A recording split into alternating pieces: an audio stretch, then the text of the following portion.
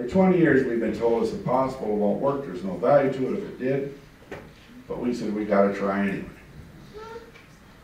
I would like to ask Mr. Burton Barnes, PhD, who taught in this room for 30 years, including tree genetics, to explain to you why the genetics of these trees might be valuable. Would you all please really welcome one of them.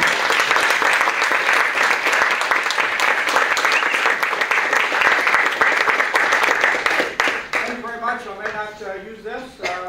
It's a pleasure to be here. I've taught in this room where it's called 1040 for many years. I'm a kind of a ringer because I work with small trees. And that's aspen trees and shrubs, things like that. But I want to mention that this project links is important because it links the distant past with the future.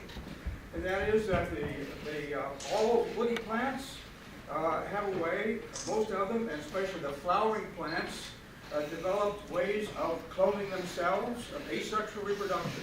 And that's why the flowering plants are so important in the world today, especially, and the conifers are much difficult. And that's why they've done extremely excellent work here in able to culture these difficult plants.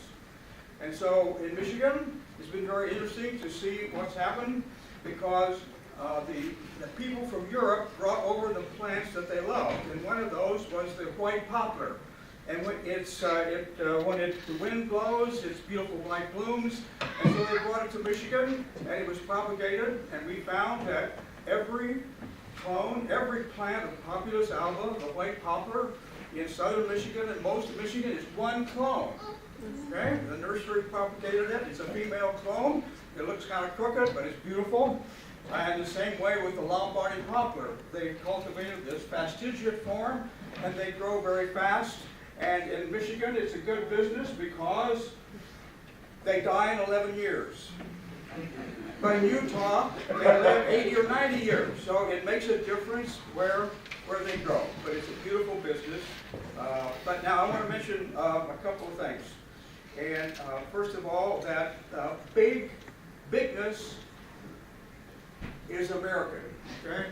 It's the most loved thing in America.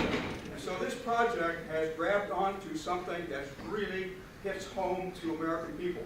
Steve Spur, my mentor, 1953, we were going to see the southern pines and the hardwoods, and he said, you look at the signs, superior autocolation, the giant sequoia, the big house, okay, the Big Ten.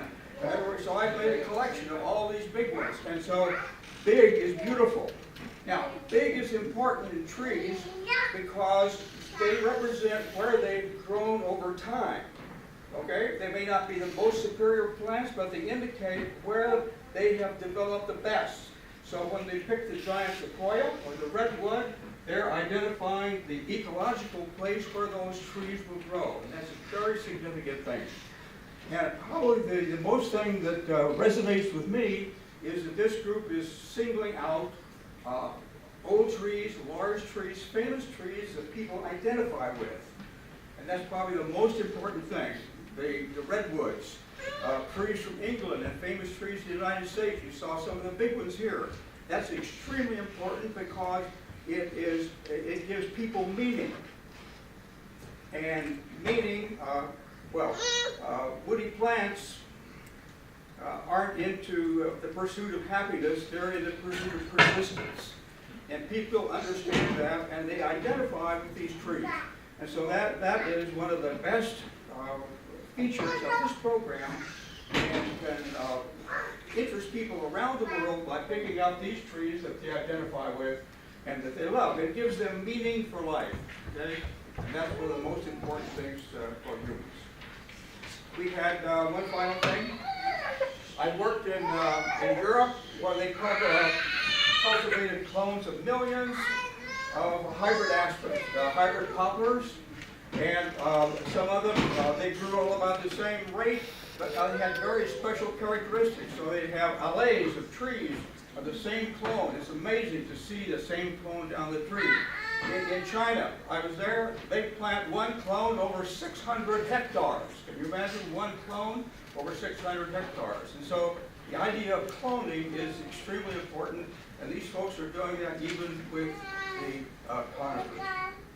So it's a great, in the western United States, I found that some aspen clones, obviously everybody's, were larger than others.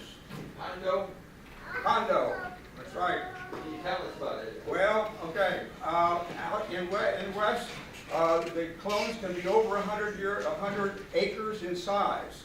One clone, and so people have picked this up and said, well, this must be one of the world's largest organisms. So I've given a talk now and then about the world's largest organism, with tongue in cheek, okay? Because the giant sequoia is an individual that's the largest, but this is an aspen clone that's spread over 100 acres, has 6 million kilograms of weight, 47,000 stems, and so I said, I will clone this, as I've done before, and I can make $1 million, as Herb Weider said. Okay? Well, all woody plants have memory. They remember where they are. They carry their sight with them. They remember how they adapt to light and nutrients and water, and also day length. So when I brought this, I brought hundreds of these big clones back. Some were smaller than others, and I cloned them here and I grew them. They all died. So you can bring big things back, but you have to know the territory. So one of my mottos is, you gotta know how. That's an old Southern song. You gotta know how. These guys know how. But you also gotta know the territory. And that's why I study the big redwoods. They know where that grows and where that will be planted. The aspen clones in the west, they respire themselves to death, although their adjacent plant, the blue spruce, you can grow it anywhere here. So it's a lesson. I would bring one today, but the last one I had is on its last legs. I would have to go back and cultivate it again. So you not only have to know how, like this, but picking the big trees, you understand where they grow, and thus their memory. They will take the day length with them, and they will die or live depending on where they grow. So two things: you got to know how, and you got to know the territory. Thank you.